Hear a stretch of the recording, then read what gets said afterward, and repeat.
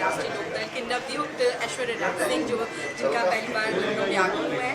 Sir, आज पहली बार आपका लखनऊ आगमन हुआ है, क्या कुछ कहना चाहेंगे? देखिए, मुझे राष्ट्रीय लोकदल का ये एक महत्वपूर्ण दायित्व दिया गया है और राष्ट्रीय लोकदल चौधरी चरण सिंह जी की विराट विरासत के ऊपर आधारित होती है। इसमें चौधरी अजीत सिंह जी के संघर्ष और चौधरी जयंत सिंह जी का युवा नेतृत्व। हम लोग खेती और किसानी की बात करते हैं। चौधरी चरण सिंह जी ने कहा था कि राष्ट्र की खुशहाली का रास्ता खेती और खलिहान, खेतों और खलिहानों से होकर गुजरता है। हमारे राष्ट्रीय अध्यक्ष युवा हैं। किसानों के साथ साथ हम लोग युवाओं की बात भी करेंगे, क्योंकि संसद हो चाहे कोई भी जगह हो, हमारे राष्ट्रीय अध्यक्ष हमेशा युवाओं की बात प्रखरता से पेश करते हैं। साथ ही युवाओं के साथ साथ महिलाओं की मातृशक्ति की बात भी हम लोग करेंगे।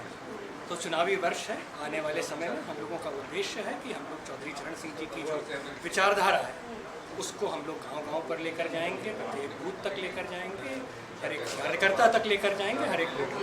सर, चुनावी मोड़ अब सभा बहुत ही करीब है विधानसभा चुनाव, और आप भी किस तरह से देख रहे हैं चुनाव को लेकर, और कम समय बचा हुआ है, इस तरह की रणनीतियों को लेकर क्या कुछ रणनीति रही है?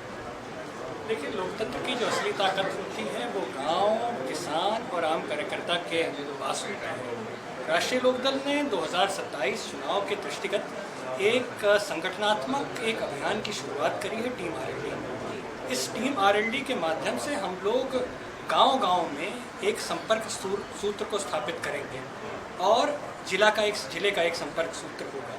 तो हम लोगों का प्रयास रहेगा कि गांव से लेकर हम लोग जिले तक किस तरीके से हम लोग राष्ट्रीय लोकदल की जो नीति है उसको हम लोग जनमानस तक कैसे लेकर जाएं।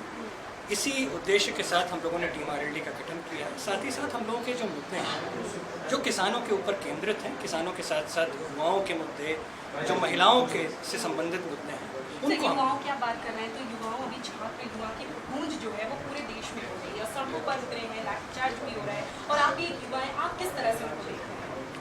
देखिए, मैं खुद एक युवा हूँ और हमारी पार्टी के जो राष्ट्रीय अध्यक्ष हैं चौधरी जयंत सिंह जी वो स्वयं युवा हैं, और चौधरी जयंत सिंह जी युवाओं और युवाओं के मुद्दों को लेकर बहुत ही गंभीर रहते हैं।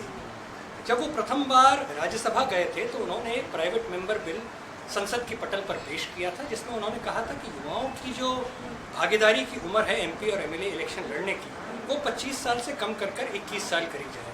उन्होंने अपनी पूरी संसद निधि जो है वो युवाओं और खेलों के प्रति समर्पित कर दी। साथ ही साथ कौशल विकास मंत्रालय के माध्यम से उन्होंने युवाओं को हुनर देने की बात करी। तो मुझे पूरा विश्वास है कि आने वाले समय में हम लोग युवाओं के मुद्दों को प्रखरता से उभारेंगे। और मैं जनजी तो नहीं हूँ, लेकिन एक मिलेनियल ज़रूर हूँ।